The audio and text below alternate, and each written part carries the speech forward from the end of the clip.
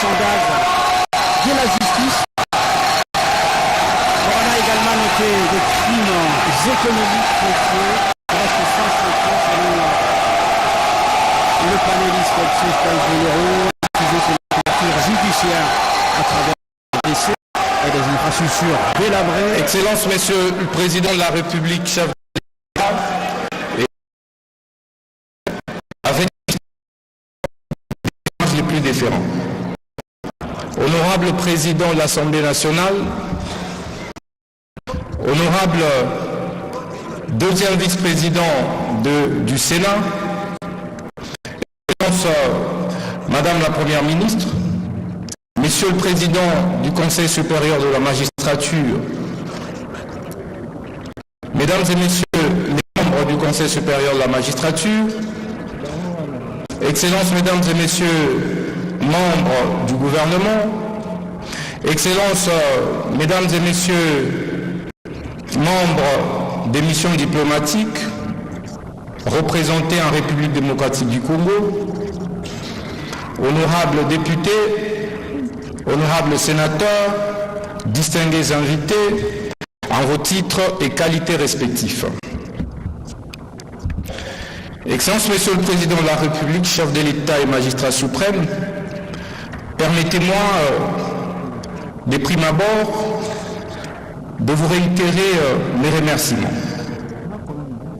Mes remerciements pour avoir ouvert les assises des États généraux de la justice congolaise le 6 novembre 2024 au prestigieux centre financier de Kinshasa sous le thème « Pourquoi la justice congolaise est-elle malade?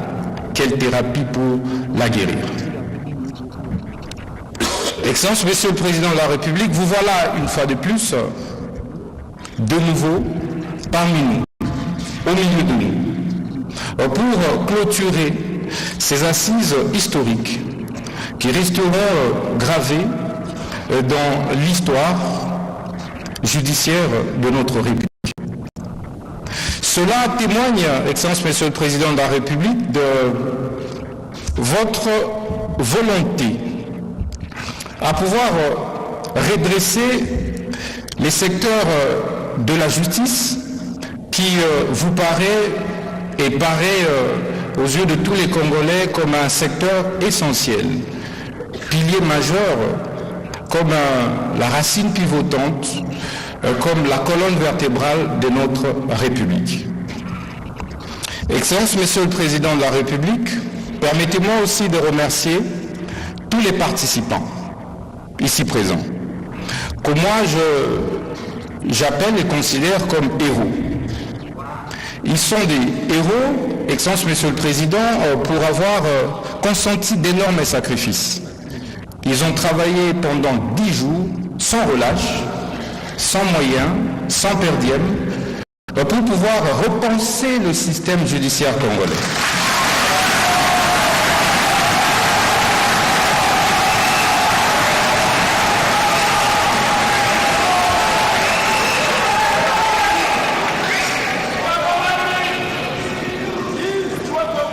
Excellence, Monsieur le Président de la République, la mobilisation observée lors de ces assises nous ont rappelé la conférence nationale souveraine des années 90, où des compatriotes se sont mobilisés en toute liberté, en toute indépendance, pour penser librement de ce qu'ils constataient dans la société, principalement dans la manière dont notre justice était jusqu'ici administrée. Mais en même temps, ils ont proposé des solutions sans complaisance pour pouvoir sortir notre justice de cette longue maladie dans laquelle elle a été plongée depuis des décennies.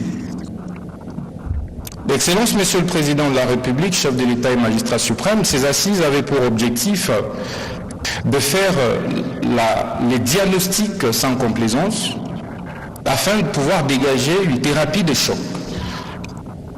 aux maux qui rongent notre justice. Et ces assises ont connu la participation de plus de 5000 participants venus de tous bords. de la magistrature, de l'avocature, des hussariats, des greffiers, des APJ, des IPJ, de la société civile,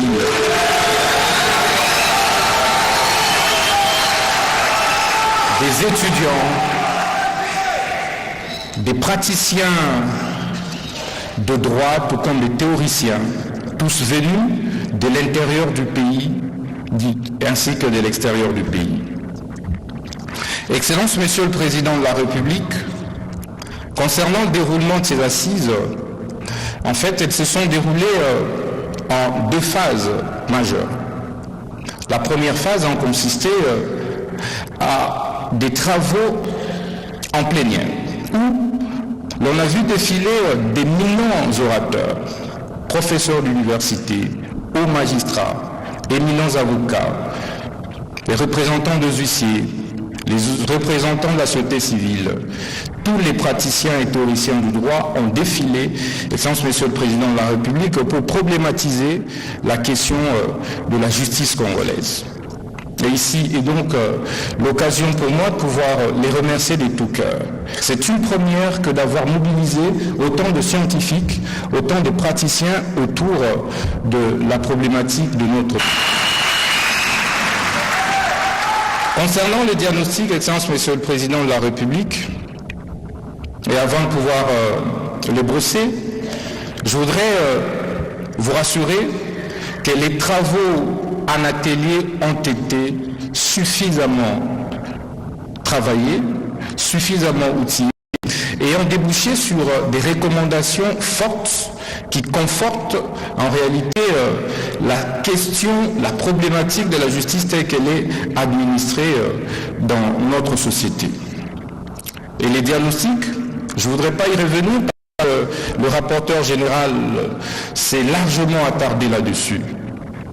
Pour les magistrats, la magistrature, c'est des jugements, décisions, arrêts inutiles, truffés de corruption, des mises en place teintées de clientélisme, des non-respect des délais des procédures, non-respect des délais des prononcés, absence des juridictions,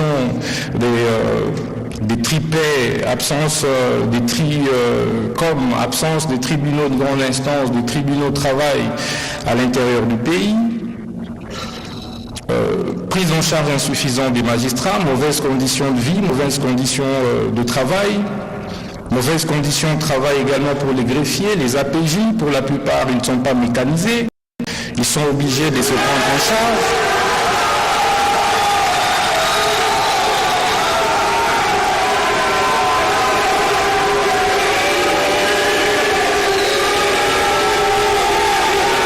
Je disais, Excellence Monsieur le Président de la République, mauvaises conditions de vie, mauvaises conditions de travail pour d'autres composantes de la justice, en l'occurrence les greffiers, qui pour la plupart ne sont pas mécanisés, ne sont donc pas payés, ils sont obligés de travailler avec leurs propres moyens.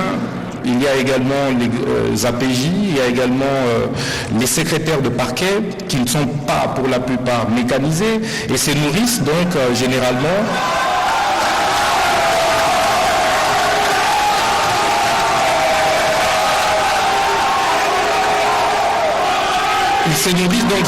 de justiciables, Excellence Monsieur le Président, donc de la corruption.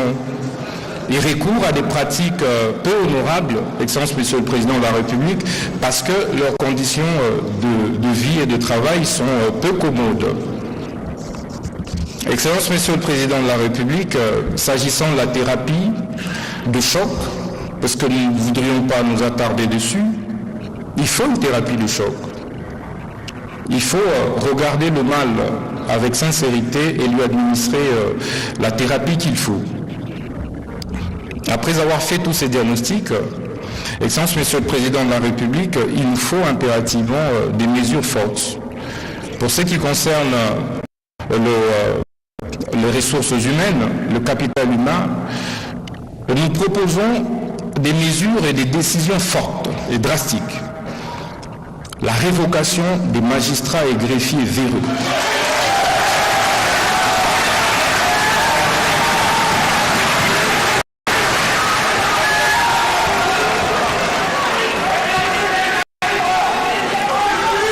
Je disais, Excellence, Monsieur le Président de la République, que la révocation pure et simple des magistrats, greffiers, des secrétaires de parquet véreux qui ont excellé dans des mauvaises pratiques judiciaires qui ont nivelé vers le bas notre République.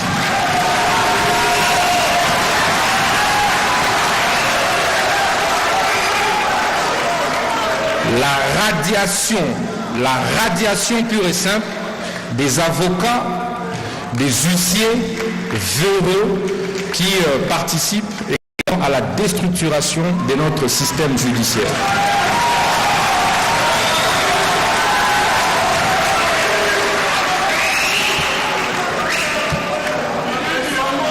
La mise à la retraite anticipée des magistrats greffiers véreux.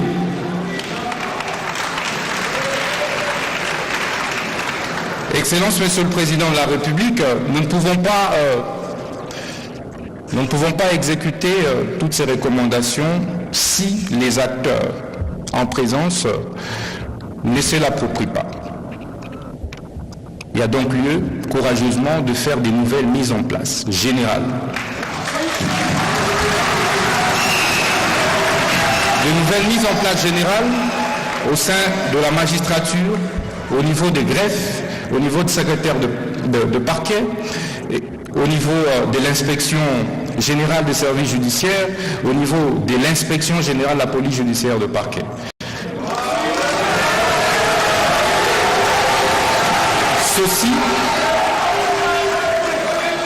Ces mises en place, contrairement à toutes celles que l'on a toujours observées, tiendront compte de la compétence, tiendront compte de la moralité, des valeurs, mais aussi et surtout des critères objectifs tels que repris dans le statut de magistrat au texte. Concernant, Excellence, Monsieur le Président de la République, les textes, il faut une thérapie des chocs aussi à ce niveau-là. Je ne voudrais pas revenir sur la recommandation concernant le Conseil supérieur de la magistrature. La majorité des participants aux assises des États généraux ont opté clairement pour la suppression du CSM et la création du Conseil supérieur de la justice qui va intégrer tous les acteurs de la justice. Parce que la justice, ce n'est pas la magistrature, Excellence, Monsieur le Président de la République. Les avocats, les greffiers, les huissiers, la société civile et même d'autres acteurs ont réclamé désormais de faire partie du Conseil supérieur de la justice, Excellence, Monsieur le Président de la République. Cela va donc nécessiter de toucher à certains textes, aussi bien le texte fondamental de notre République, je cite l'article 152 de notre Constitution. Excellence, Monsieur le Président de la République, concernant le statut des magistrats de parquet et ses rapports avec le ministre de la Justice, il faut clarifier. Le dualisme actuel et même le bicéphalisme créent beaucoup d'anarchie et n'aident pas à la bonne administration de la politique criminelle du gouvernement. Les participants, dans leur majorité, ont donc exprimé le vœu de pouvoir revoir la loi sur l'organisation, compétence et fonctionnement des juridictions de l'ordre judiciaire, en l'occurrence en son article 70. Excellence, Monsieur le Président de la République, pour lutter contre la criminalité économique et financière, comme vous l'avez observé, tous les détourneurs des deniers publics, c'est la coule douce. Ils font même des déclarations sur les médias et réseaux sociaux, comme s'ils en avaient le droit.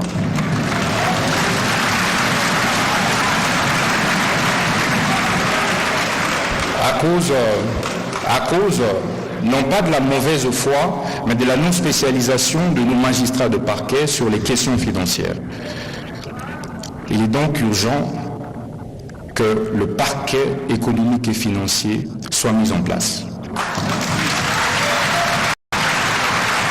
Et enfin, c'est de revoir le texte qui crée et organise l'inspection générale des services judiciaires. Il est anormal que certains juges, certains magistrats d'un certain niveau ne fassent l'objet d'aucun contrôle de leurs actes. Parce que l'inspection générale actuelle se limite à ne contrôler que des juridictions inférieures. Alors que tout le monde devait être contrôlé, y compris moi, votre ministre de la Justice.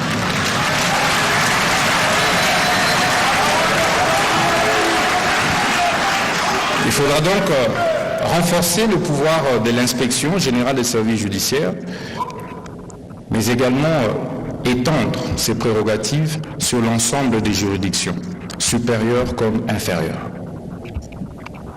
Excellence, Monsieur le Président de la République, nous avons également prévu d'aborder la problématique des finances, les moyens financiers. Nous ne saurons rien faire de toutes ces recommandations s'il n'y a pas de moyens financiers, matériels et logistiques conséquents. Nous plaidons donc pour que nous puissions revoir à la hausse le budget qui est alloué à la justice, de 2 à 5% minimum.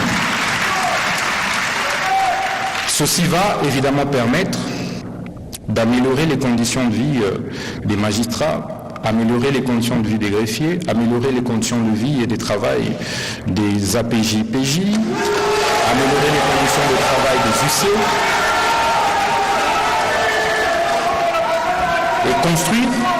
et construire de nouvelles infrastructures, aussi bien pénitentiaires que juridictionnelles. Excellence, Monsieur le Président de la République, chef de l'État et magistrat suprême, ces assises sont inédites. C'est une première pour votre mandat, depuis votre avènement à la tête de notre pays.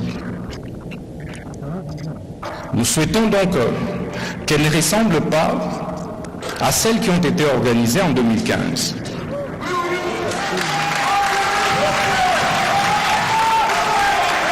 Nous plaidons, Excellence, Monsieur le Président de la République, chef de l'État, pour que, au lendemain de la clôture qui sera faite tout à l'heure par votre auguste autorité, que des mesures fortes soient prises et qu'une rupture totale soit faite avec le passé.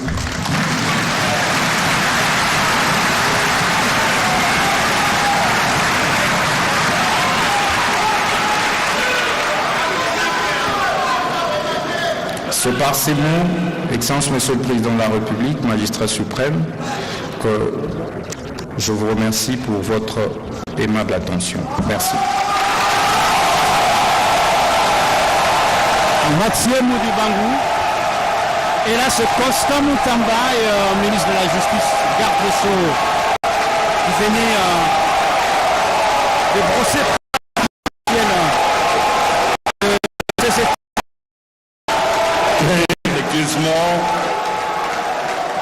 nous invitons Son Excellence, Monsieur le Président de la République, chef de l'État, pour son discours.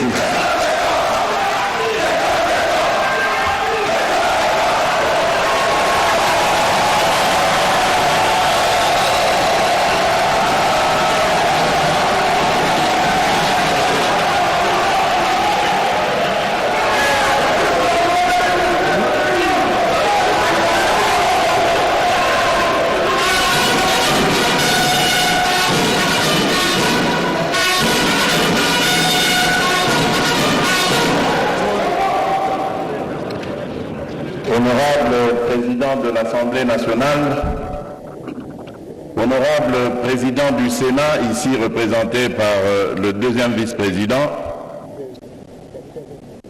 Monsieur le Président de la Cour constitutionnelle et Président du Conseil supérieur de la magistrature, Honorables députés et sénateurs, Mesdames et Messieurs les membres du gouvernement,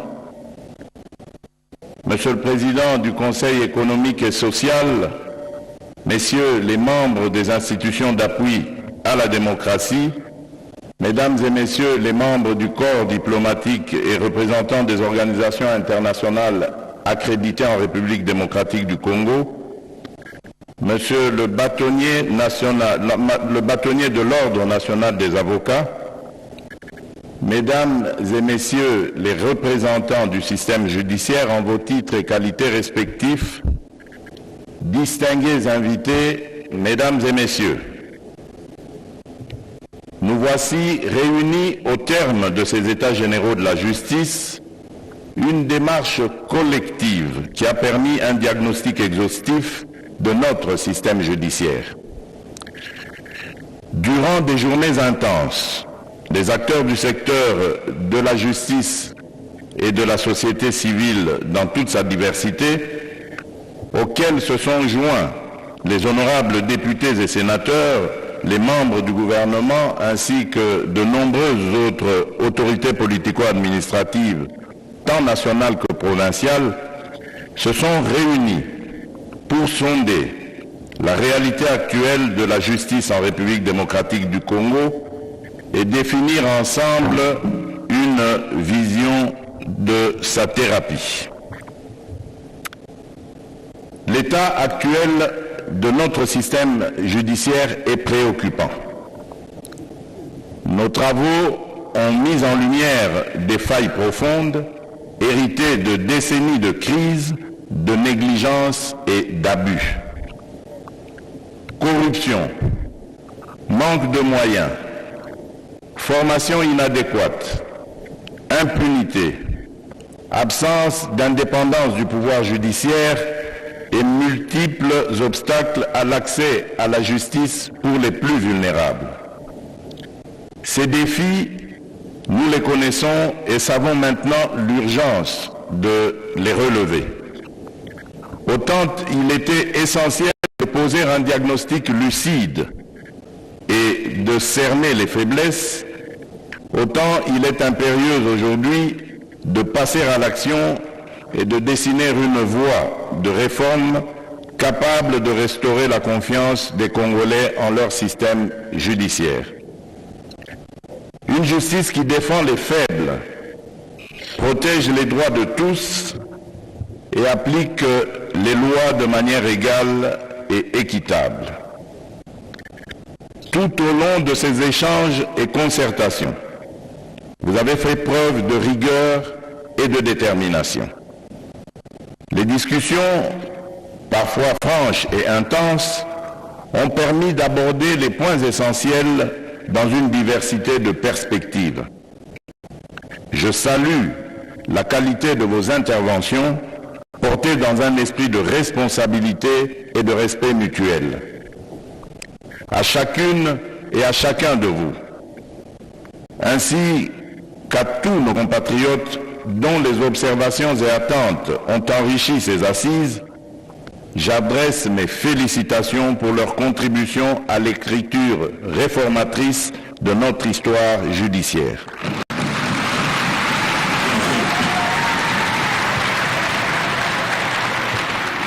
Mesdames et Messieurs, distingués invités, vos échanges au cours des travaux des États généraux de la justice ont permis de dégager des solutions prometteuses.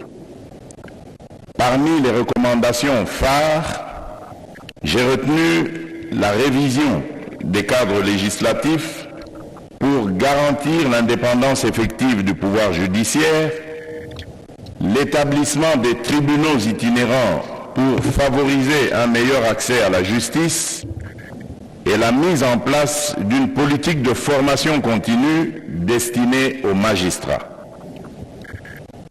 Un accent particulier a également été mis sur le renforcement de la lutte contre la corruption, avec des sanctions exemplaires, l'amélioration des conditions de travail et des ressources logistiques, permettant ainsi de garantir le prononcé des décisions de justice dans les délais légaux. Enfin, une digitalisation progressive a été recommandée pour accroître l'efficacité et la transparence de notre système judiciaire. Ces recommandations constituent la base solide sur laquelle nous devons bâtir les réformes indispensables. Il n'est plus question de se satisfaire de solutions superficielles. J'insiste, il nous faut des réformes courageuses, des mesures radicales qui transformeront nos institutions de manière durable et qui impacteront positivement les comportements.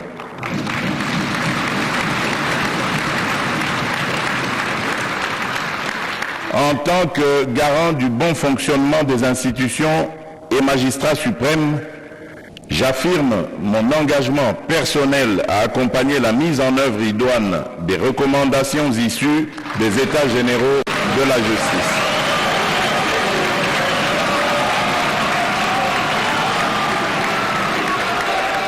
Cette volonté de réforme incarne une priorité nationale, nécessitant une mobilisation sans faille.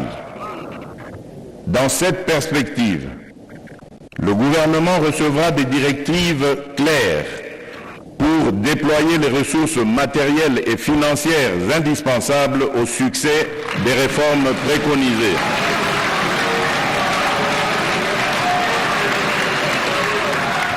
Je disais donc, dans cette perspective, le gouvernement recevra des directives claires pour déployer les ressources matérielles et financières indispensables au succès des réformes préconisées afin de garantir des résultats concrets et durables pour notre nation. Je souhaite véritablement que chaque citoyen congolais, où qu'il se trouve, ressente les changements qui s'annoncent dans notre système judiciaire.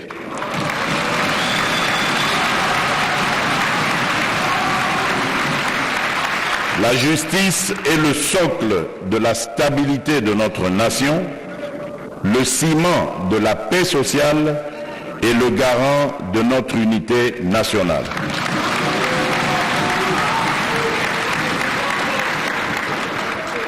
Mesdames et messieurs, distingués invités, en cet instant solennel, j'adresse un hommage sincère à nos partenaires internationaux pour leur soutien indéfectible, ainsi qu'à toutes celles et ceux qui, avec ardeur et détermination, ont contribué à cette entreprise historique. Ensemble, nous avons posé les bases d'une justice renouvelée et robuste. Bien que la tâche soit vaste, elle reste à notre portée par notre unité et notre volonté inébranlable. À vous, mes chers compatriotes ici présents, le peuple congolais, dans toute sa grandeur et sa résilience, nous observe. Il attend de nous de bons résultats et ne va plus tolérer des écarts. Nous avons tous une responsabilité sacrée envers notre nation et chacune ici, à travers son rôle et ses compétences, porte la charge et l'honneur de cette lourde mission. Ce jour sera marqué dans l'histoire comme celui où, unis, nous avons pris l'engagement solennel de restaurer la justice en République démocratique du Congo.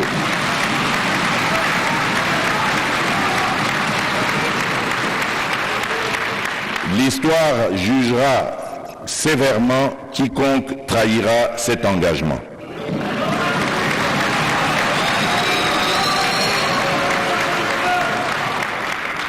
C'est sur cette note que je déclare officiellement clos les États généraux de la justice édition 2024.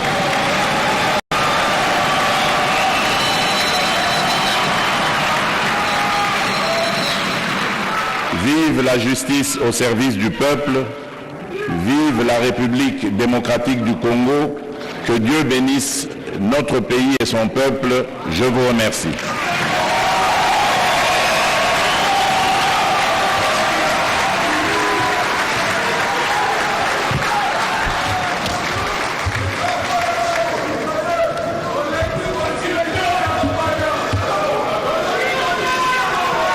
John Zabika lisitwale ekokanga moto oyo akotosa te malako maemanso pe masengeli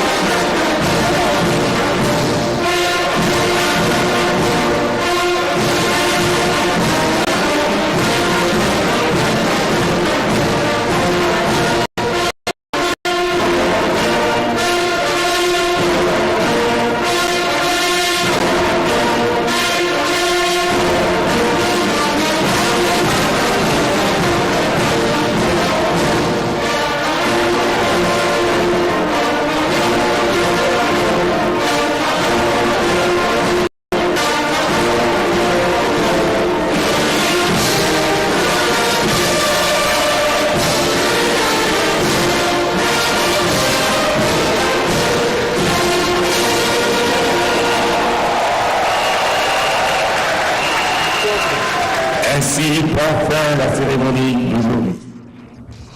Merci.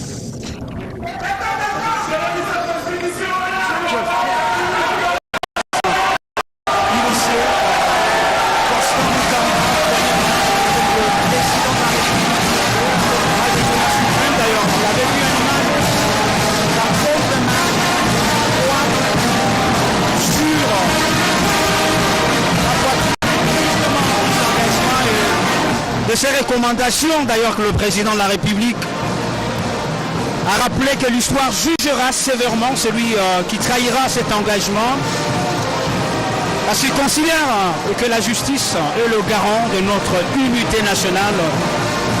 Voilà le terme solennel du président de la République à la clôture de ces états généraux de la République. Je vous rappelle, placé sous le thème « Pourquoi la justice congolaise est-elle malade? Quelle thérapie pour la guérir ?»